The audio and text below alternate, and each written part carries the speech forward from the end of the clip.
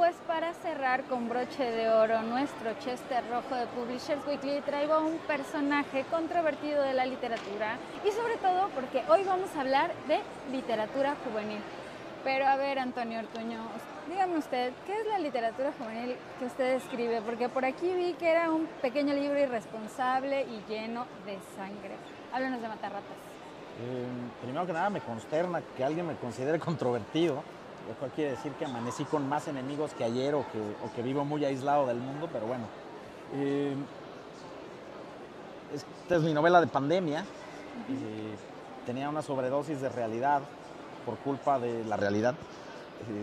Entraban a las redes y daba 3 pésames al día. Estábamos todos en zozobra por los parientes y amigos de nuestros seres queridos o los nuestros. Al demonio el mundo, y voy a escribir una novela de fantasía heroica. Pero claro, si yo dejé de leer novelas de fantasía heroica en la adolescencia es porque sentía que estaba leyendo el mismo libro. Hay obras maestras, pero también como hay una industria dedicada a estereotipar y reproducir ciertos esquemas, pues como que durante algún tiempo solo me topé con los libros estereotipados y me cansé, ¿no? Y dado que era una especie de juego y como una especie de búnker en el que me metí de cabeza para no estar pensando en la pandemia y el encierro y los diferentes horrores del mundo, pues también decidí que ese juego se podía jugar con otro tipo de reglas, ¿no? Entonces, claro, yo no creo ser capaz de escribir algo que se base en las leyendas nórdicas o en el germano antiguo, ni en ideas en el fondo como monárquicas de restauración ni nada de eso. No creo en eso. Los reyes me dan ganas de que haya guillotinas también. Pero sí me gusta la fantasía heroica, entonces sencillamente dije, bueno, necesito otros ingredientes para jugar como yo quiero jugar y para ver si puedo poner en la mesa una novela de este tipo, o a quien sea que la lea le parezca divertido, sugestivo, interesante, que no solo sea una novela de nostalgia de cuando yo leía fantasía heroica, sino aprovechemos, no sé, todos los westerns que he visto y me han gustado, los libros de gángsters o muchas otras cosas, y desde un punto de vista, digamos, pues no sé si zapopano, pero quizá latinoamericano amplio. El poder es desagradable y terrible y además bastante inepto. Y la heroicidad pues tiene que ver con la capacidad de supervivencia, de resistencia de algunos de los personajes. Y los personajes principales pues en realidad son absolutamente de clase trabajadora, por no decir desheredados y paupérrimos. Y el personaje principal, en lugar de ser un heredero predestinado, pues es una chica que anda matando gente por dinero, ¿no? Y todo eso me parecía muy divertido, al menos el tipo de diversión que yo quería encontrar en un libro como este. En ese sentido, a mí me gustaría que hablemos un poquito de la industria editorial porque de repente te dicen, tú te vas como acomodando a las modas, ¿qué es una buena novela juvenil? Una novela juvenil no la tiene que escribir un escritor joven. Me gustaría que hablaras de cuál es como el sentimiento que tienes, porque se la dedicas a tus hijos, ¿no? Entonces, creo que hay una honestidad y cuando hablas de sobrevivir también, el libro está atravesado por eso. Pero por sobrevivir, como dicen, va el cadáver de alguien delante de mí, no necesariamente Claro. En esta onda como más empática, sino si sacas como la espada. Y aparte la topografía, eso me llama muchísimo la atención, ¿no? Ciudad del Lago, el Alto, pues eso es claramente, sabemos en qué tierras y regiones no del reino, pero sí de la región. Entonces, nos dan, los chistes locales son maravillosos, pero justo la universalidad me llama muchísimo la atención. Y una de las cosas que creo que me quedaron claras, yo hubiera querido escribir cuando tenía 12 años novelas de fantasía heroica, pero evidentemente a los 12 años ni sabía escribir nada, pues mucho menos novelas de fantasía heroica.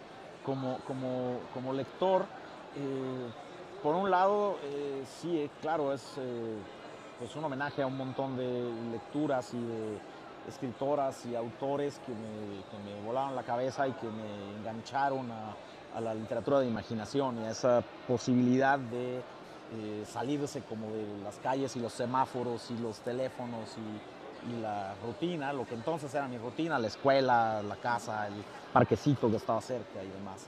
Y por otro lado, claro, cuando decido ponerme a escribir esto, Y pienso que como lector me ha pasado a veces con novelas de fantasía heroica o de aventuras escritas desde América Latina, que gente que lo hace como yo, porque fue muy fan o es muy fan, y con toda la dedicación, cariño, etcétera, del mundo, que uno siempre presupone detrás de un libro que está eso, porque como es imposible pensar que alguien algún día pegue con esto, pues lo hace uno como por devoción y a ciegas, ¿no? Como saltar en bungee, pero sin la cuerdita del bungee, en realidad como saltar de un acantilado. Pero bueno, me pasa a veces con esas novelas que hay como una especie de impulso como de nomenclatura a lo Tolkien, y las cosas suenan como nórdicas de calcomanía. Tolkien era un lingüista y tenía un conocimiento profundo de todas esas lenguas y un conocimiento profundo cultural de ese entorno. Por algo era el catedrático de inglés antiguo en Oxford.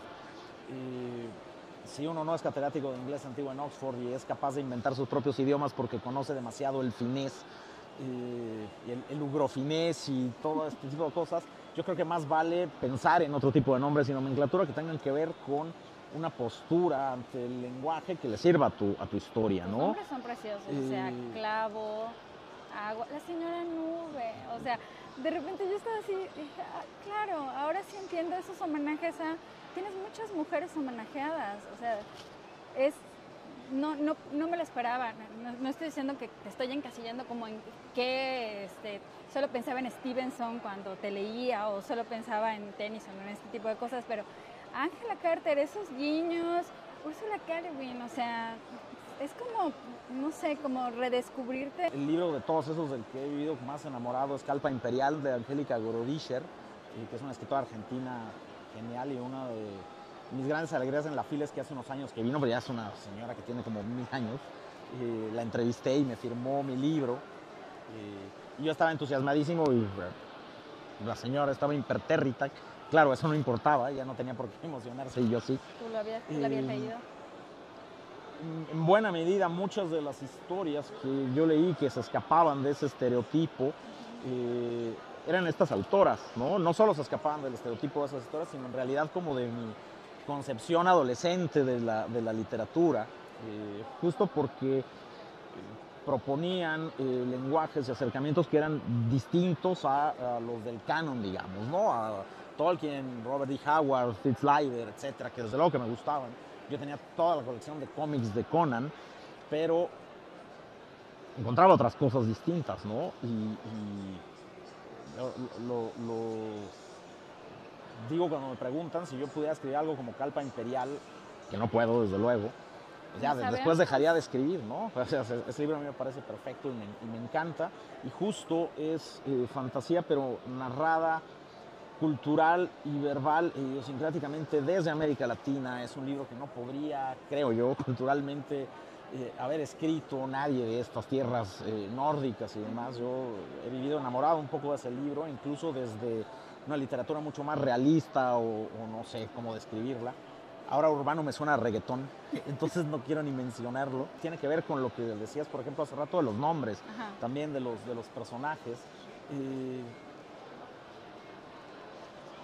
Los nombres existen y las palabras existen y tienen historias detrás de ellas, es decir, el lenguaje llegó al punto que llegó a nuestras ciudades, tienen nombres y quieren decir algo, solo que se nos olvidó porque lo usamos tanto que no nos ponemos a reflexionar en lo que es, ¿no? Luego pensamos en la etimología y al mucho decimos, ay, mira qué bonito, qué raro, pero al momento de bautizar cosas me gustaba pensar que eso pudiera tener un cierto juego y significado y que pudieras contar una historia que explicara por qué esos lugares se llaman así y esas personas se llaman como se llaman y qué significa que la gente, no sé, como trabajadora tenga nombres así como sencillos, mientras que la gente encumbrada tenga nombres que sean palabras justamente un tanto más complicadas, que tienen más sílabas y que significan cosas en teoría más grandes o importantes. Porque hay toda una... no sé, como todo un terreno de juego ahí de alegorías que a mí me parece padrísimo, ¿no? Y yo no me imaginaba poniéndole a alguien Rubinstein como personaje, pues no lo podría hacer y me daría como un poco de risa. Sin embargo, me imaginaba más a Matarratas, que en realidad se llama Azul, Matarratas se lo dicen en sus espaldas. Cuando estamos hablando de la literatura juvenil, no sé, un escritor como tú de repente tiene como dudas acerca de qué temas te autocensuras, piensas, hasta dónde con el sexo, hasta dónde con la sangre no, ya me quedó claro, y con la violencia, porque pues esa la vemos, ¿no? De repente nuestras hijas nos preguntan, ¿por qué esas mamás en lugar de llevar a sus hijas de la mano en una manifestación, las llevan en un cuadro, en una foto, ¿no? Y es complejo decirles por qué. Claro. Entonces, por ahí, ¿cómo abordas todos estos temas escabrosos para la niñez y la adolescencia? Porque yo me atengo a la idea de que los jóvenes y los lectores jóvenes sobre todo son mucho más listos de lo que muchas veces los consideramos y que es absurdo escribir para niños y para jóvenes con condescendencia o desde la condescendencia. Igual porque yo fui lector desde chamequito y conocí a algunos, no muchos, pues siempre somos como una especie de minoría y como secta de lectores. Yo tenía una compañera en la primaria que era una biblioteca andante, ¿no? Pues, además se agarraba a leer la biblioteca, ella decía, de la Culebrita, la enciclopedia esta de México, y no necesitaba comprar las laminitas de cartitas en la papelería porque había leído la enciclopedia y a mí me parecía que sabía todo sobre la historia de México. Entonces, claro, la gente que lee en la escala que lo hace, ya tiene una lógica y una chamaquita o chamaco que se leyó 200 libros infantiles, no es un lector al que le tengas que estar diciendo, mira, esto es una manzana, ¿no? Mucha gente no lee, desde luego muchos niños y jóvenes no leen, pero también la gente en general no lee. Es que siempre somos una secta y quien lee, para mí, pues merece que yo cuente con el mismo rigor para todos, ¿no? En todo caso, hay ciertas adaptaciones como del lenguaje de ritmo. Me parece que para niños es un asunto casi de vocabulario, un lenguaje que sea como más directo, y para jóvenes, y esa es como la única distinción que yo hago en una de las novelas, digamos, como para público general que escribo. Luego, si digo de adultos, parece que escribo porno, que no es el caso, al menos hasta ahora. Tiene que ver más bien con el ritmo narrativo, ¿no? Con la velocidad, porque yo como lector joven era muy impaciente, me irritaban las digresiones, me irritaba que se bajara completamente como el ritmo a la narración. A mí me gustaba mucho que de repente el libro me mandara al diccionario. A lo mejor no 20 veces por página, pero sí que nadie pensara que soy tan imbécil que a lo mejor no entiendes la palabra, pero no es por tonto, porque no te la has topado, pero si vas al diccionario y la incorporas. ¿qué sigue? ¿Vas a seguir explorando la literatura juvenil a nivel industria? A ver, ¿le va mejor a un libro, por ejemplo, como Matarratas, que a uno de Páginas de Espuma? ¿Cuál es como la diferencia de mercado entre los dos públicos? Yo pienso mucho en eso, pero a la vez soy un poco irresponsable. Más bien escribo lo que tengo ganas de escribir y luego veo cómo se coloca, tal cual. Nunca me trato de forzar a escribir, ni lo hago con un deadline y con una obligación y demás. Me incomoda porque para mí la escritura de verdad es un espacio, es un ejercicio como de libertad. Entonces lo enfoco un poco al revés, ¿no? No escribo para vivir de eso, sino me esfuerzo en que lo que escriba, sea lo que sea, me dé para vivir. Ahora, en lo que estás trabajando, esta fue tu novela de Lockdown, digamos. ¿Qué sigue? ¿Vas a seguir explorando la literatura juvenil? Yo pienso mucho en eso, pero a la vez soy un poco irresponsable. Más bien escribo lo que tengo ganas de escribir y luego veo cómo se coloca, tal cual. Nunca me trato de forzar a escribir, ni lo hago con un deadline y con una obligación y demás. Me incomoda porque para mí la escritura de verdad es un espacio, es un ejercicio como de libertad. Entonces lo enfoco un poco al revés, ¿no? No escribo para vivir de eso, sino me esfuerzo en que lo que escriba, sea lo que sea, me dé para vivir. Que es diferente, ¿no? Es decir, ay, por cierto, desciendo de españoles, y entonces ya te ganas el odio inmortal de un pequeño porcentaje, o gran porcentaje, no sé, de la población. Y no, bueno, claro, ahora estoy terminando una novela que saldrá el año próximo para la otra FIL, o antes, claro.